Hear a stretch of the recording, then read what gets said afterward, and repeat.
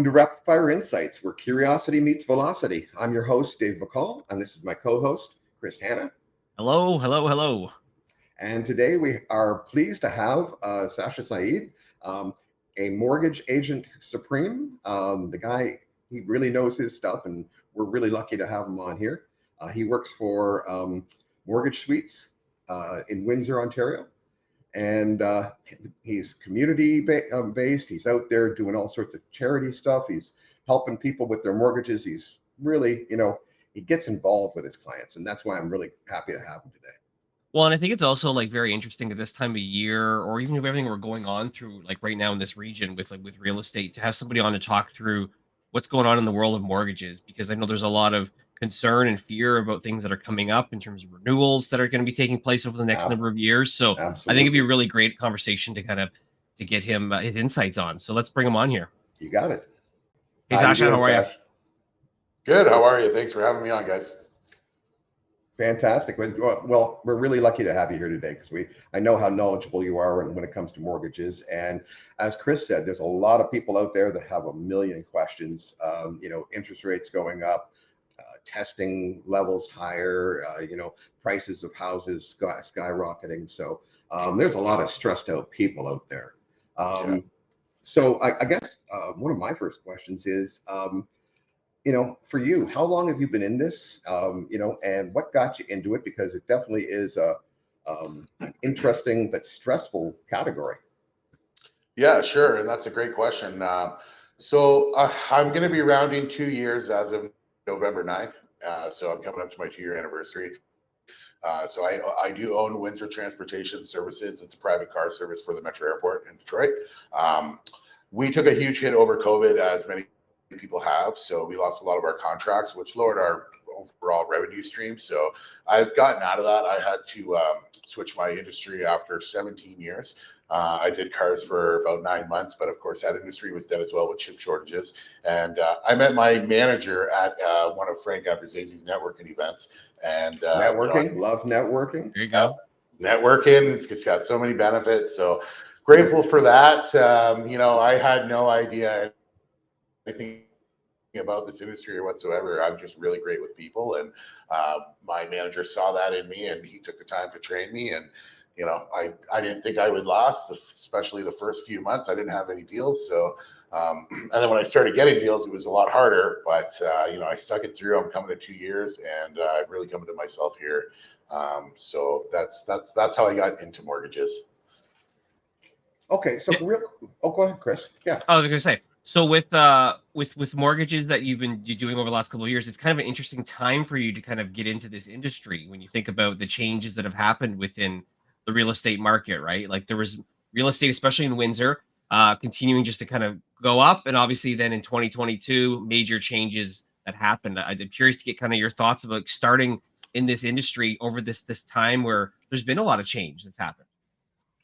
Sure. So to that point, of course, being a commission-only position, you want to be able to be consistent and have an income coming in. But I was pretty grateful that I got to come in kind of near the end of this boom. So I did get to make some money. I did pretty well for my first year, although Mortgage Suite is very generous as we work as a team here. So our managers gives the new agents deals to work on, so they're making money and not getting discouraged. However, that being said, I was grateful that I'm coming in at a slower time. It's just a lot to learn, and it can be very overwhelming, especially when you have, I would say, like more than 5 or 6 deals on the go. It gets kind of hectic to juggle it all and remember and organize everything. But I'm pretty grateful that I got to come in near the end of that boom. I had a slow time where I got to learn and be hands-on. And so, it was very busy for the realtors, I would say, over the last 5 or 6 years. And I know it sucks that rates are gone up a lot and there's been a lot of changes. However, when the rates do come down near 2024, 25, I think it's going to be a switch where it's the mortgage agent's time to shine. The realtors had a nice boom for a few years, and then the rates are going to go down and everybody's going to need that lower rate. So it's going to be our time to shine. So yes, it was very grateful to have that slow time to learn and get my hands wet and stuff. Yeah, and I think it's a good thing to have that mix, right? Where you're learning during the different cycles that are kind of happening. And obviously with that comes obviously different challenges itself, right? Because you're dealing with not just people on the residential side, you're dealing with real estate investors as well, who are, experiencing different, aspects depending on what they're doing. And a lot of investors tend to be on a variable mortgage. And so obviously they felt some of that pinch. So you're learning a lot, I Oh, think yeah. at the same time, which is great. Now, just quick question, Josh, but to Chris's point, I mean, there's a lot of volatility, a lot of people jumping in and out. But for the first time buyers, for the people who are just like, this is brand new to them, what's some of the tips that you could give them when it comes to mortgages? Because there's a lot of people that are lost out there in the woods. Sure. So for the first time home buyers, when I have them at my table, the very first thing I tell them is to grow thick skin. It's not so much a market like it was maybe 15 years ago, where you go and find the house and then get your mortgage. Now you kind of have to know, what you're pre-qualified for, so you're not swinging for the fences and then getting disappointed when you're not getting what you want, right? So other than that, like, just being patient.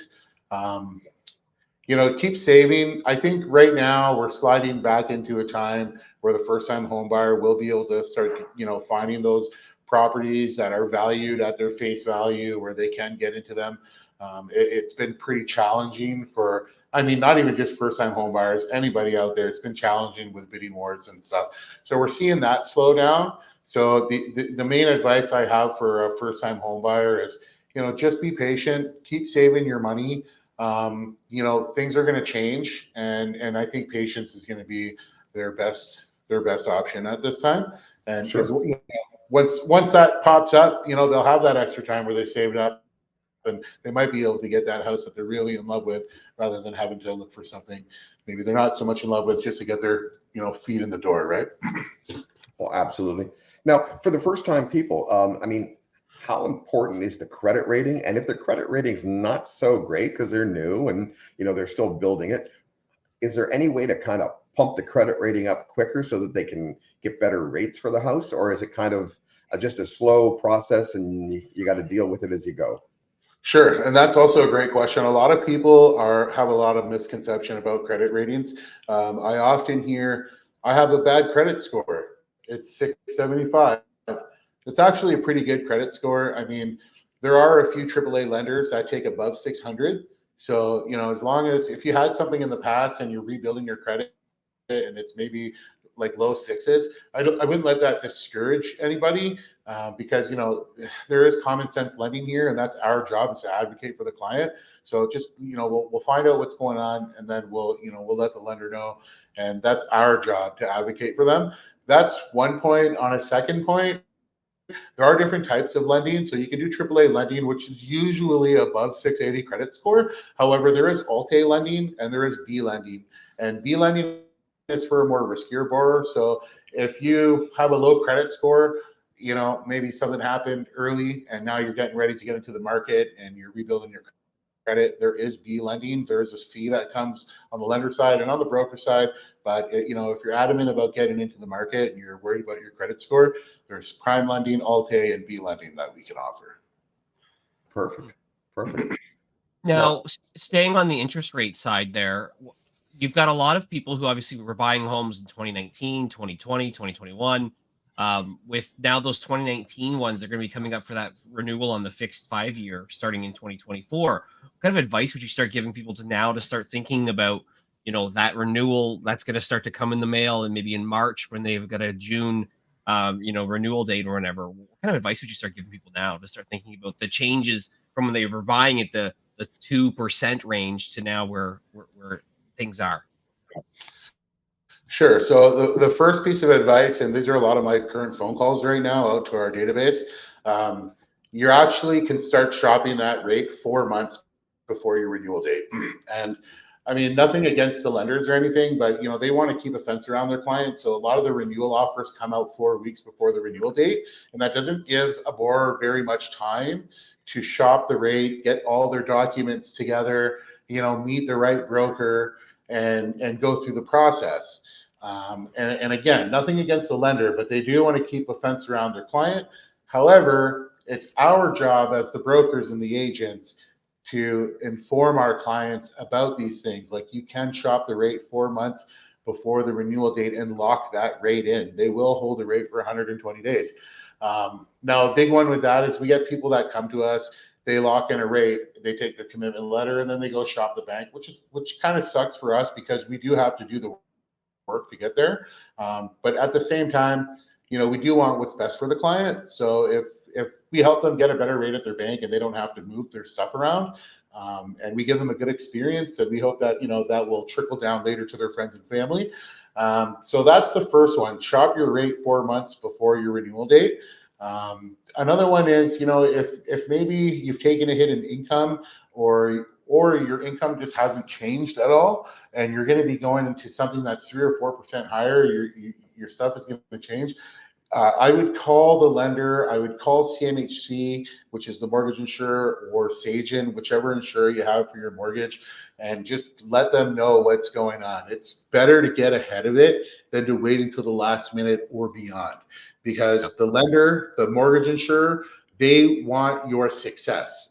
A lot of people see the lending space as, we just want your money, but that's not the truth. Like, obviously we want your money, but however, we foremost want your success. So if you're open with your mortgage agent or broker, they can segue that pathway to the lender for you to figure out what they can do to help.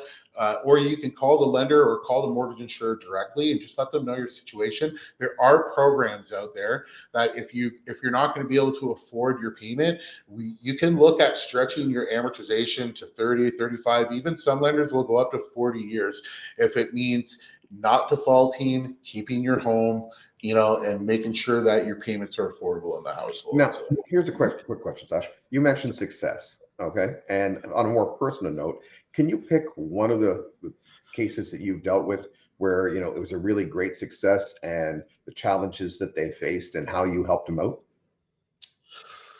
And are you talking in terms of somebody who's faced a higher interest rate?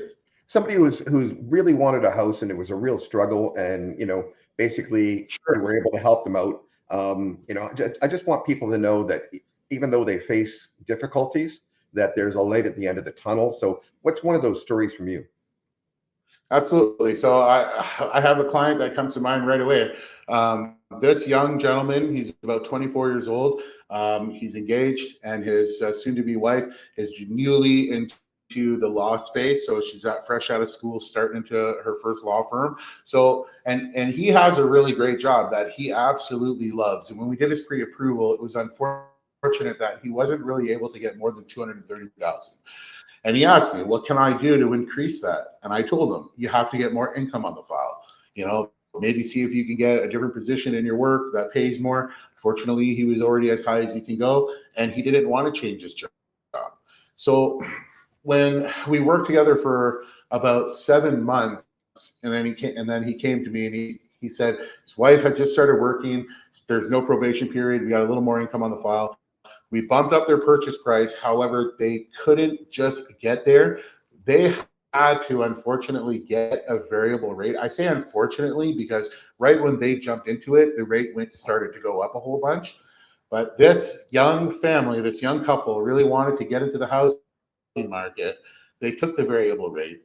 The variable rate went up 3 times before I contacted them to say, what is going on? Like, how is it going? Because when somebody is in a variable rate, and if their payment is going up, you're not absolutely trapped. You can call the lender and you can internally change it to a fixed rate. That's not an issue, So I called him, how's it going? Do you maybe need to look at getting you into a fixed rate? And he was fine. He started doing side jobs, and, he was very happy with that. Some people might not want to go that route, but this is a young couple who wanted home ownership, and they were serious about their goals. And so they jumped into a variable rate, and he started doing side jobs. He's in construction, right? And she got a good job in with a lawyer, and they are. And I've touched base with them.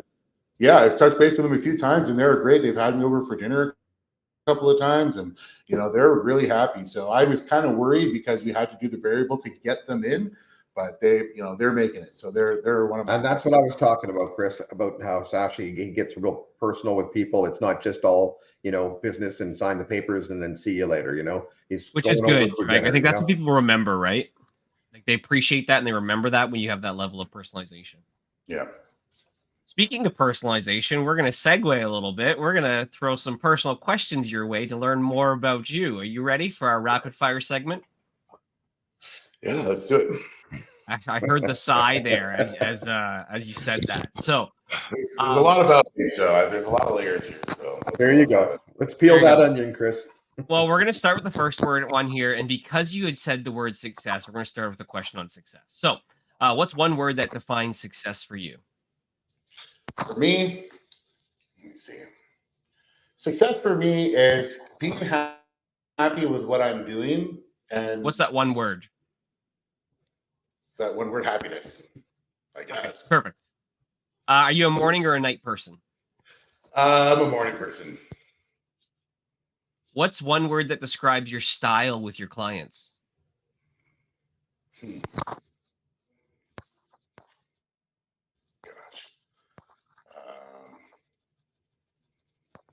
I don't know the word really I'm looking for. Super high energy, I guess, like energetic. Sure. Okay, perfect. Do you consider yourself an introvert or an extrovert? I'm a little bit of both. I'm more of an extrovert, but I am a little bit of both. What's one habit that you swear by? Could be like routine, daily ritual things that you do.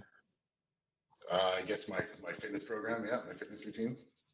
Perfect. If you have a dream vacation destination, where is that? Maldives. Sweet. Are you a physical book or an ebook person? Physical book. What's one thing that you can't live without? Pizza. What's one word that describes your mindset? Tenacity. If that makes sense. That's right. Yeah. What's the biggest inspiration that drives you in your life? What's that motivation? What's that why?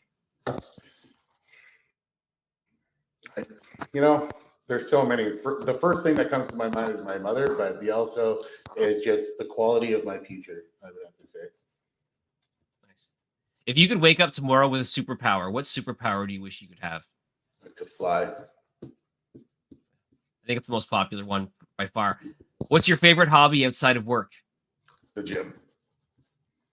And if you could go back in time, what's one thing that you would tell your younger self? Be patient. There you go. You survived. There you go. All the questions. Hey, Chris, quick question. If you could have a superpower, we never asked each other, what would yours be? Oh, it's 100% flight. Really? The cost of flights are ridiculous. And if I could just fly to travel places, I'd be all set. I'm lazy and I like to do things fast. I want teleportation. That's actually way better. That way I'm just there. If you teleport, you don't get to enjoy the view along the way. No, but I mean, imagine saying, "Hey, I want to go to Paris for lunch." Yeah, sure. You're there. You get to see Paris. Oh, that is so good. Because I just recently booked some flights for myself, and I was like, I think the idea of maybe if I could fly faster than a plane, I think that would be the important thing too. There you go. Yes. I need like Superman powers. Yeah. Okay, so just another question for you here, because I mean, our time is moving, and we want to make sure we get enough info to our listeners and viewers here. But how do you stay updated on all the changes in the mortgage industry? I mean, there's different laws changing, there's different regulations coming out all the time, and so how do you guys stay on top of all of that? Well, we have about 50 emails a day sent to us from Mortgage Professionals Canada, different news sources. All the lenders are giving us updates. We have emails coming directly from the Bank of Canada and FSRA. So there are lots and lots of sources that are continuously keeping us updated with what's going on. Yep. Okay. So if something happened out there, you guys know it. Yeah. Plus, we got one guy in our office. He's my teammate, Alex. He's phenomenal at reading stats and all that stuff. So every Thursday he gives us a report on what's going on in Stats Canada, and every month, he's giving us a report on the CPI and all that stuff. So cool. Now, one tip for new buyers, just one. What is the most important thing that a new buyer, and it doesn't have to be a first-time buyer, but somebody who's not very familiar with the market, what's the one biggest thing that you recommend?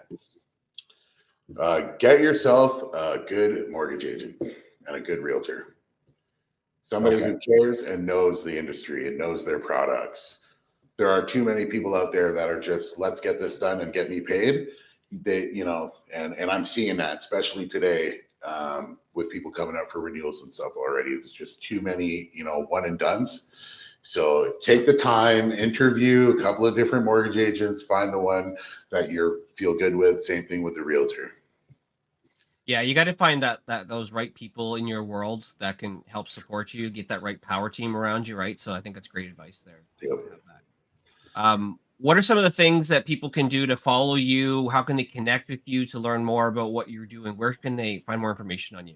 Yeah, sure. My most presence is on Facebook. So I would say check me out on Facebook. It's a picture of me kissing my grandmother. So that, and then I am on TikTok. However, I do closing cost videos on TikTok. I just haven't had very many opportunities to do that. Some of my friends don't really have listings going on right now. So, but Facebook is my biggest handle. And then you can always call me on my phone as 519-919-1069. Awesome. So if I go on TikTok, am I going to see you dancing or, doing something on there? No, you're going to see me going, what's up, everybody? It's me, Sasha, your favorite mortgage guy. Check out this listing at so-and-so. Oh, cool.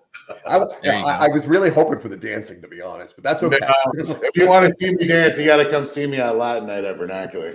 Oh, there you go. There you go. I'm bringing my camera.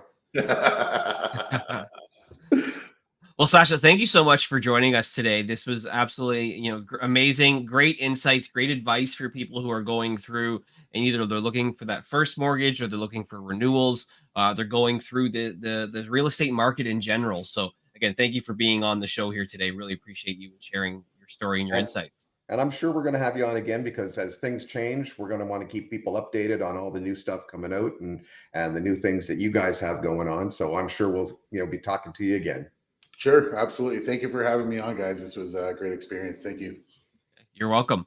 Again, this was Rapid Fire Insights, where curiosity meets velocity. So we look forward to having you next time around on the show. So thanks again. Thank you.